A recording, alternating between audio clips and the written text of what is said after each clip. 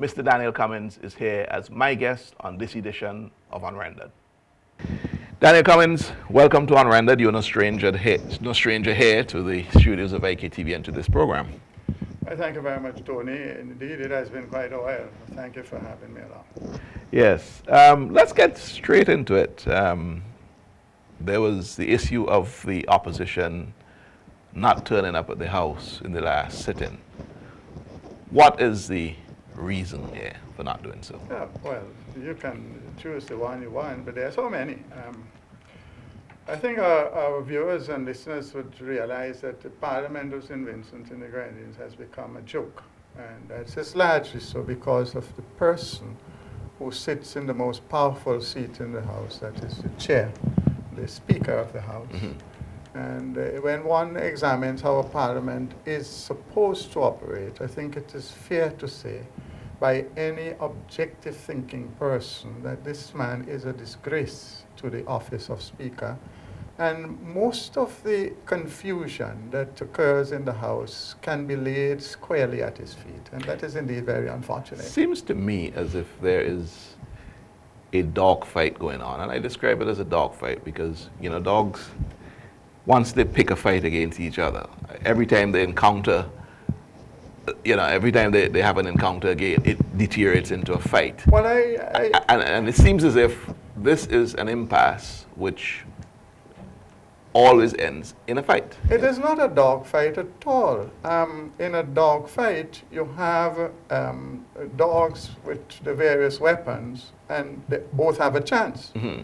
What you have is a one-sided scenario where one person has all the power and exercises that. It's more like a wrestling match, mm-hmm, where the referee is not the third party, but is totally involved as one of the parties. So 2 against 1. That is exactly what 3 people in the ring. That is what the referee and the other fighter. And it is even more critical because of the very special powers that are assigned to the Speaker of the House.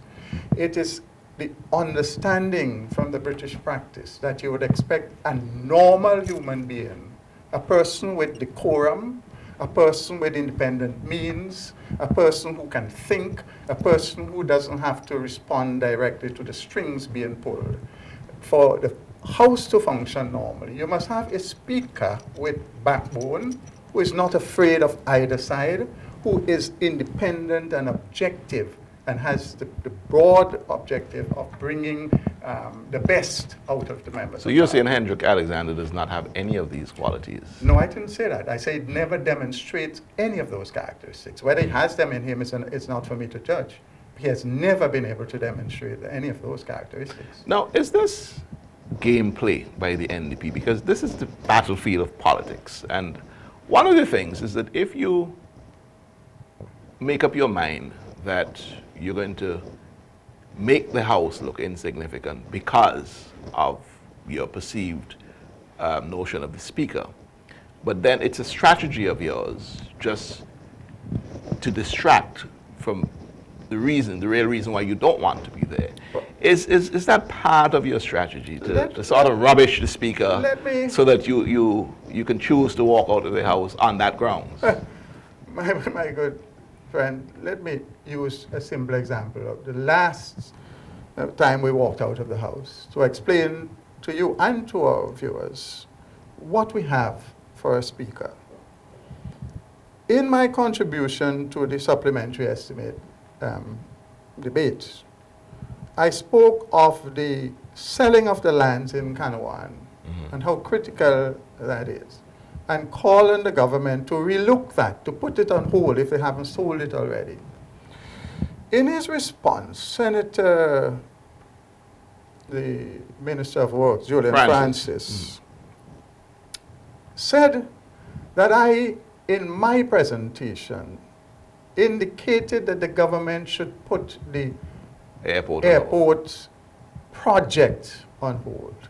Now, the rules of the House forbid any member from, well, you can't say lie in the House, but speaking untruth, misrepresenting another person's. So in the normal course of event, I got up and on a point of order, pointed to the speaker that the honourable member is not speaking the truth and is assigning to me a position that I never took. And the speaker ruled that we should move on. Well, if I were the speaker, here's what I would be thinking, and I'm listening to you, okay? If you said that you should put the lands on the sale of the lands in Canada on hold, and Senator Francis said, well, you're saying that we should put the airport on hold. He's saying that by inference, because the lands at Canawan are required to move the airport project on. So you put that on hold, you put the airport on hold. No.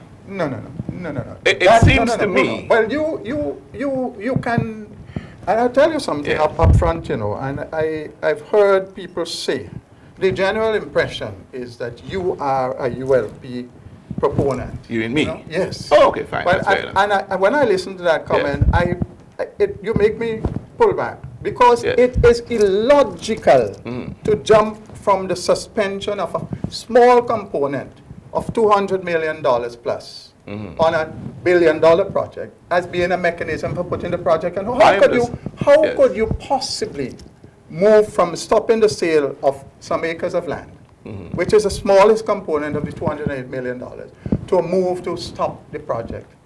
It is illogical, it is nonsensical, it is deliberate on the part of Senator Francis. And I went on to explain to the Speaker, because Mr. Francis again tried to make that same conclusion. And I rose and I said, that is absolute, well, you can't say nonsense, but in effect it was nonsense. And any objective listener, I mean, if it is that Mr. Francis, Senator Francis, and the government wants to put the airport project on hold, why don't they say so? Why use my expression as a vehicle for putting that proposition out there? Now, the Speaker has a duty to be fair and balanced. And I want to indicate my point. Towards the end of Mr. Francis's presentation, he literally admitted that I didn't say that. But yet, the Speaker refused to do his job, and his job was to ask the Senator to retract the statement, which is incorrect. I am not a person that knows parliamentary procedure. In a normal, but you don't have to. In a normal course of discussion, and you accuse me of being a ULP proponent. No, I didn't. I said people. No, I said the impression I'm getting out there. And I would not do that. I'm not afraid of that. I'm not afraid of any accusation. Yeah. But what I'm saying to you is that from my position, I would look at that. I didn't hear it myself, but I would look at that and say, okay, you want me to put the lands of Canawan, sale of Canawan on hold? Then you want me to put the airport project on hold. I'm saying that this is probably what Francis was saying. No, he didn't say that. He didn't say that at all. I know he didn't say that. That's a different what I'm saying, that's what he's implying. No. If I were the Speaker, I'd just say, move on. But you see, no. And you have to take the context of Mrs. Francis's presentation into account. Yes. He started out by saying, he didn't say, I imply it. He said, I said that they should put the project on hold. That's what Mr. Francis, that is exactly what he said. So I looked at him as I thought he was dreaming, and then he repeated it. When I rose and said, I never said any such thing. Then he got up and explained, I said that we should sell, put the selling of the land. Now, how could okay, so you're faulting the Speaker here because he did not ask Senator Francis to even withdraw. When I repeatedly pointed him to the rules of the House and the limited opportunities I have to object. In fact, he was so contemptuous. He required me to sit immediately, as though I'm his little child. I am the elected representative for West Kingstown. A nominated member, accuses me wrongfully. I object to it. You do not act, but you're asking me to sit. Now tell me, what is his role? Why is he so biased and unfair and unjust? What is the NDP going to do? Because clearly, you've made up your mind that the Speaker is inadequate. He's not I fair. don't want to make up my mind. The Speaker has done Yes. that for everybody a long time ago. Yes. What are you going to do to Okay, get past well, this? people need to understand, within the rules of parliamentary practice, the Speaker is the seat of power. Mhm. The Speaker has enormous powers. The Speaker has to use his discretion, and that is why we are so concerned. You only have to listen to how the Speaker jumps at every opportunity to speak to the members on one side of the House in the most arrogant and annoying way. Yet the members on the other side could be carrying on as much as they want. All he will do is knock his gavel. He will never make a disparaging remark to any member on the government side. My good friend, we understand in this small country that it is not unusual or uncommon for someone who is clearly in league, in seat with the government, to be taking the job of Speaker. It's not the first time. Mhm. But what we're asking for It's fairness. is, because it's not about playing games. It's about getting the people's business done properly. Here's where the problem is when we talk about getting the people's job done, because it seems to be a situation that it's working both ways. Because here's where the problem is. From my ear to the ground, okay, and I interact with your supporters, I interact with the ULP supporters. There are people, believe it or not, that are supporting the NDP, that are not supporting the constant boycotting of the House. That's normal.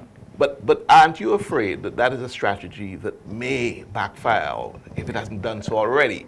Are you going to wear that out? Are you going to grind your supporters down and say, listen, these guys are just not serious? No. Anybody who understands parliamentary democracy will be quite clear that that is one of the very few tools available to members of the opposition to put the point across and to make the public aware of how the House is being mismanaged. Yes. And it is a very valid weapon that we have. And believe you me, the Prime Minister is the one who hurts most when we walk out of the House. Ask him and tell him I say so. I see no reason why he shouldn't hurt, because he hurts the most. Because why? I am sure because that he wants. he doesn't have the gallery to carry on. Well, I'm also sure he wants. He loves to be on a soap. He wants debate on the debate. issues. You call that debate? No. You see, this is the thing. What goes on in the House is not debate. The government side could do anything they want. Remember, even when we ask questions, they could answer truthfully or not. We dare not challenge them.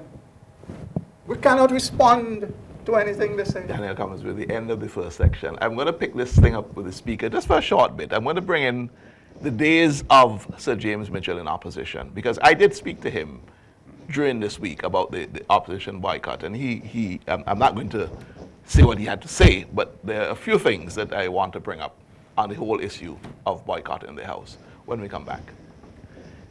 This is Unrendered on IKTV. My guest is Daniel Cummings. More with Mr. Cummings when we come back.